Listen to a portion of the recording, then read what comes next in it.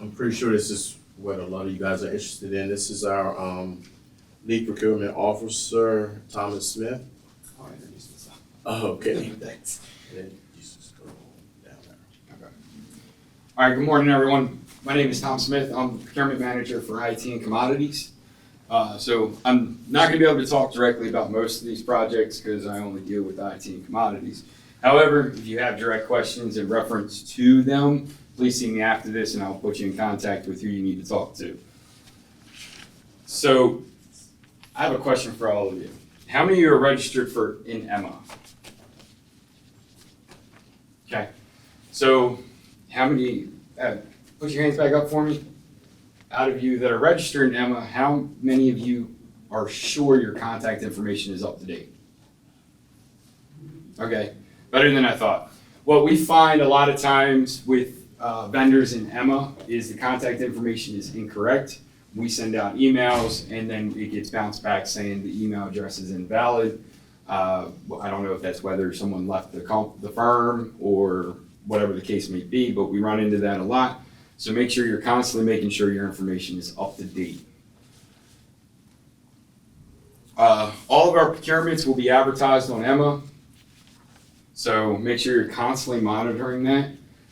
When you do find a solicitation that you're interested in, read through it completely to make sure you understand the minimum qualifications. All right. So everyone got the paper, right? The solicitation list. Okay, so before you leave at the front desk, you'll find the upcoming procurements. That is really small. I don't think anyone can see that. So, but it will tell you at the current moment when we publish this list if there are any MBE, VSBE goals, or if it's going to be designated as a small business reserve. So I'm going to click through this. Everybody can see that, right? If you can, you got better eyesight than I do.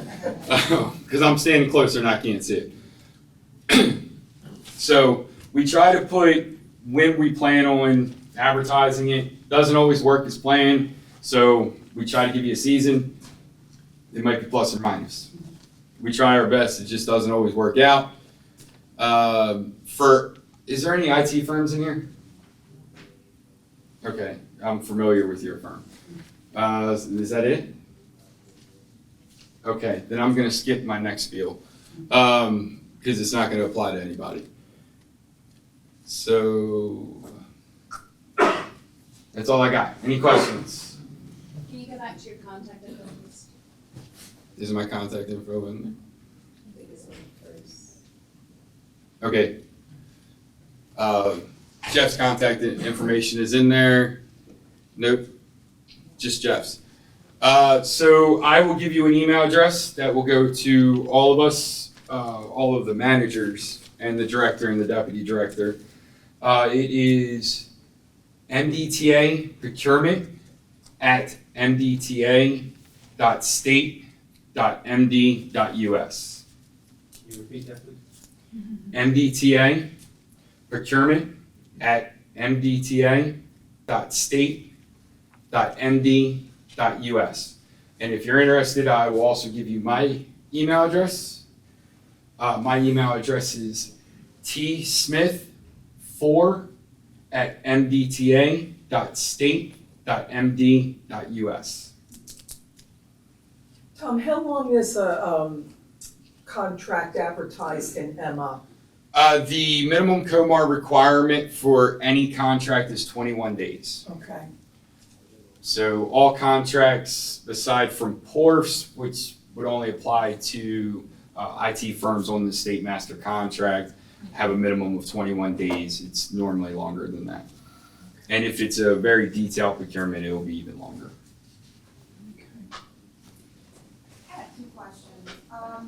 All my information is correct in Emma. However, it appears that many times I'm not getting the initial first round announcements. Usually I don't get anything until like the second or third round. So you're not getting the initial advertisement, you're only getting round 2? Yes, 2 or 3 or whatever it is, which I don't really know if it's a setting that I may have to correct or if it's something on just wondering, how, if it's my responsibility, what will I probably need to do, and I can pass on? So the best suggestion I can give you is if you go to procurement.maryland.gov, up at the top, there is a section that says Emma. If you click on that, that will take you to Emma. I'm wrong. I'm sorry. It will say for vendors. If you click on that, and then it will say ORG, or QRG. I'm sorry. If you click on that, it will tell you how to correct those settings. Okay, if it's something on my. If it's something on your end. If not, it will be there should be an email address for the Emma help desk. Okay, great. And then my second question is, and I don't know if this has been, I know we've had this thought for many years, when it comes to sorting through Emma on your commodity. Sometimes I'm able to find some things under the topic, other times I have just click through every tab in order to find it. Two-part question, when it comes to like the colleges and universities in the realm of, I'm a janitorial provider. So if I'm looking for janitorial services, sometimes I'm able to find it quickly, other times I'm wishing that there was some kind of way of being able to just sort, to be able to pull up all of whatever commodity that I'm looking to do. Is that something that has been talked about or thought about, or is there anything? So Emma is controlled by the state of Maryland, not by the MDTA. We have no control over how the system functions. We're just required to use it. All right, thank you. Sorry I wasn't overly helpful on that one. That's fine.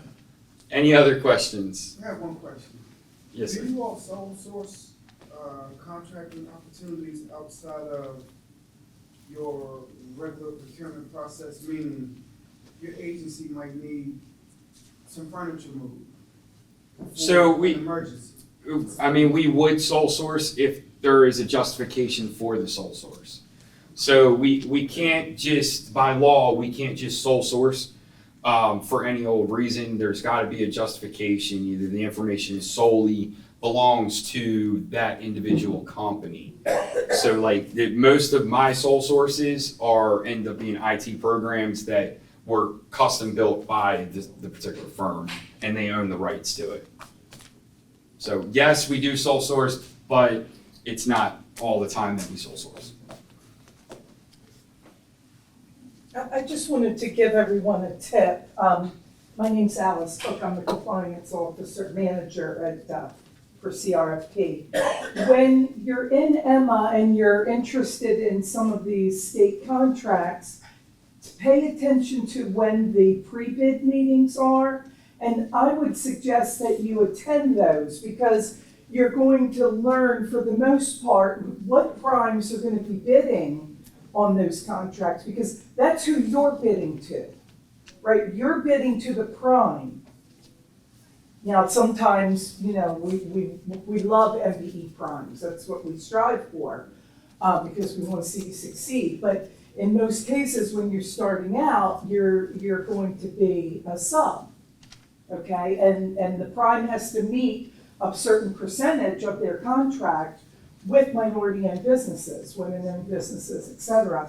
So I would suggest going to, attending that, learning who's bidding on that, and then market to them. Okay? And that's all in there, the dates. Yeah, I'm gonna piggyback on that. You absolutely want to attend the pre-bid conference for any solicitation that you're interested in, whether you're interested in bringing the prime or a subcontractor. You want to make sure you're attending that because you will get the most information out of that. Yeah. We do publish the minutes from the pre-bid in an addendum, but it's not always the same as actually physically being able to go in there and talk to the different prime vendors. Exactly. So, any other questions? I'll be available for the rest of the day if you have a burning question, and I'll help you. Thanks, Tom. All right, thank you.